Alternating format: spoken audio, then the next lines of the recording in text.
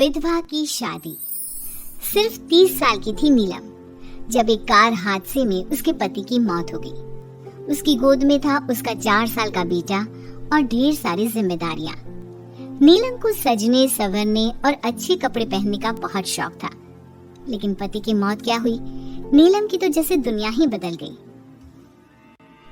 मेरे बेटे को गुजरे हुए अभी 1 साल भी नहीं हुआ और तूने गुलाबी रंग का कुर्ता पहना हुआ है।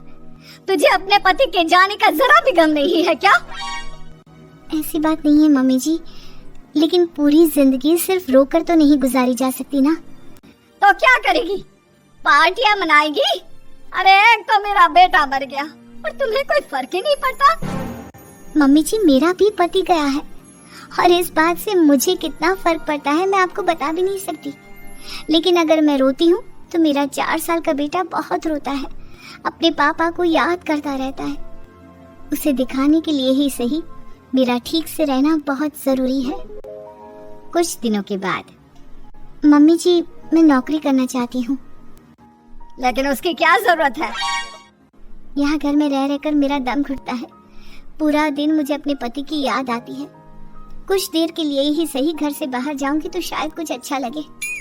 ठीक है, जैसा तुम्हारा मन करता है वैसा करो, लेकिन ध्यान रखना ये ज्यादा चटक मटक रंगों के कपड़े पहनकर घर से बाहर जाने की जरूरत नहीं है, वरना दुनिया हमारे बारे में बातें करेंगी। अपनी सास की बात मानकर नीलम सफेद रंग के कपड़े पहनकर ऑफिस जाना शुरू कर देती है। ऑफिस में नीलम की एक सहेली बनती है, दिव्या। नीलम, तुम हमेशा ये सफेद कपड़े पहनकर क्यों आती हो?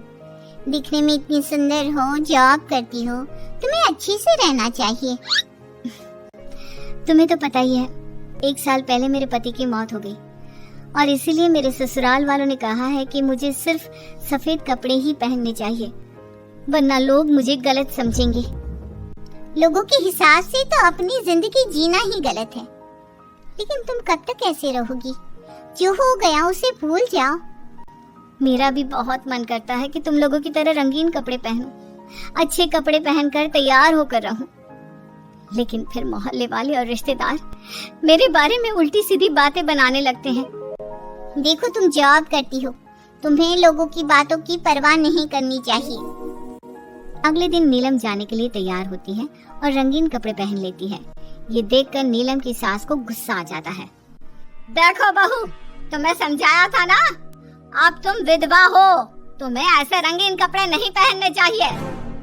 मम्मी जी, अगर मेरे पति की मौत हो गई तो इसमें मेरी क्या गलती? और सफेद कपड़े पहनने से आखिर क्या हो जाएगा? क्यों नहीं पहन सकती मैं रंगीन कपड़े? क्योंकि सफेद रंग विधवाओं के लिए बना है और तुम्हें रंगीन कपड़े पहनने का अब कोई हक नहीं है। तभी वहाँ पर नीलम की सहेली दिव्या आ जाती है। वो नीलम की सास की सारी बातें सुन लेती है। आंटी जी, विधवा होने का मतलब ये तो नहीं कि इंसान अपनी जिंदगी जीना छोड़ दे और रंगीन कपड़े पहन लेने से क्या हो जाएगा? एक विधवा लड़की बाकी के सारे काम तो करती है ना, खाना खाती है, घर के काम करती है, फिर रंगीन कपड़े क्यों नहीं पहन सकती? वो इसलिए ताकि विधवा होने के बाद किसी दूसरे आदमी की नजर में ना आए। अरे रंगीन कपड़े पहनेगी तो सुंदर लगेगी, फिर कल को आकर कहेगी मुझे दूसरी शादी करनी है, तब हम क्या करेंगे? हाँ तो ठीक है ना, इसमें गलत क्या है? एक विधवा को अपनी जिंदगी जीने का पूरा अधिकार होता है, नीलम को भी है। चलो नीलम, तुम यही कपड़े पहनकर मेरे साथ चलो। नीलम रंगीन कपड़े पहनकर अपनी सहेली दिव्या के साथ ऑफिस चली जाती है। कुछ इसी तरह दिन बीतने लगते हैं, लेकिन अब पति के जाने के बाद नीलम बहुत उदास रहने लगी थी। क्या बात है, तुम इतनी उदास क्यों रहती हो? देखो, नए दोस्त बनाने चाहिए, लोगों से बात करनी चाहिए।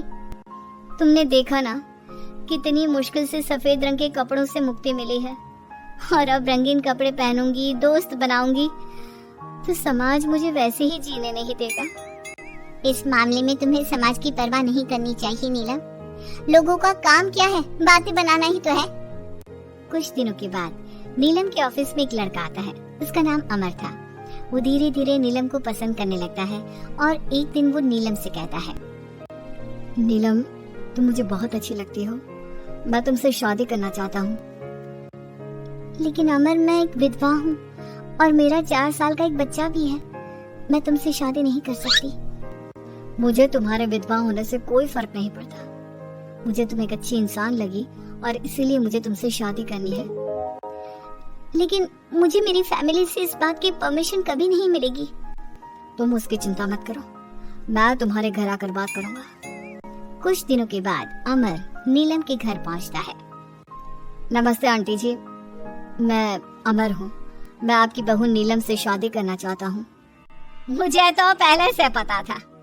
पहले तूने विधवा वाला सफेद रंग छोड़कर ये रंग बिरंगी कपड़े पहनने शुरू किए और अब तेरा चक्कर भी चल रहा है।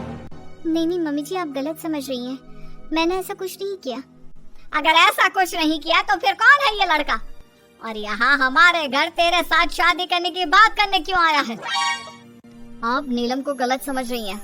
मैं नीलम को पसंद करता हूँ और उससे शादी करना चाहता हूँ। उसने मुझसे कभी ऐसा नहीं कहा। चले जाओ हमारे घर से। हमारे यहाँ पर विधवा बहुओं की शादियाँ नहीं करवाई जाती। समझ में आई बात?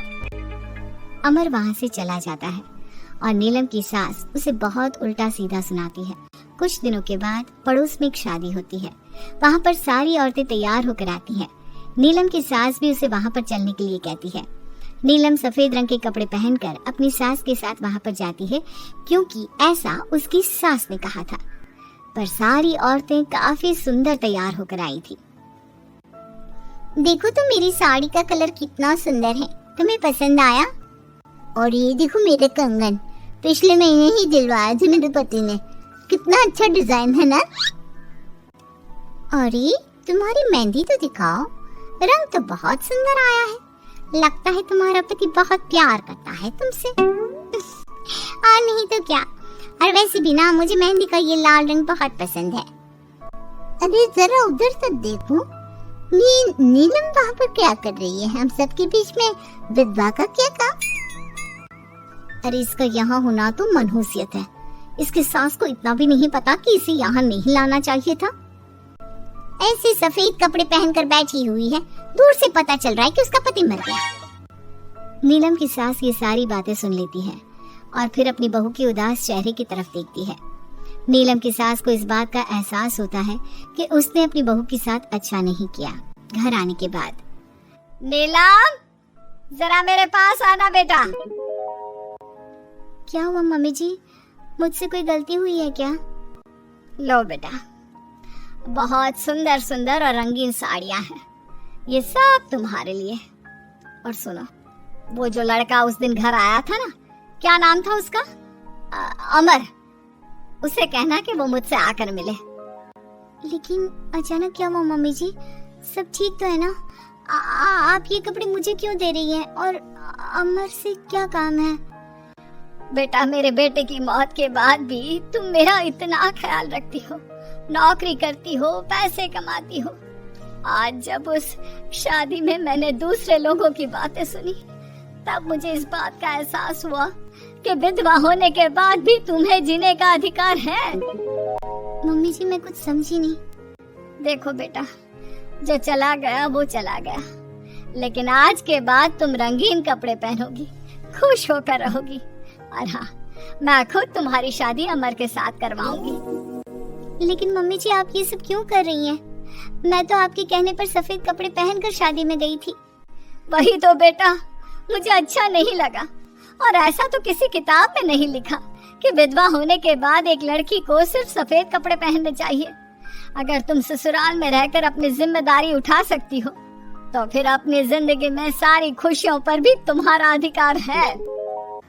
वीडियो को लाइक करें और ऐसी ही मजेदार कहानियाँ सुनने के लिए चैनल को सब्सक्राइब करें। धन्यवाद।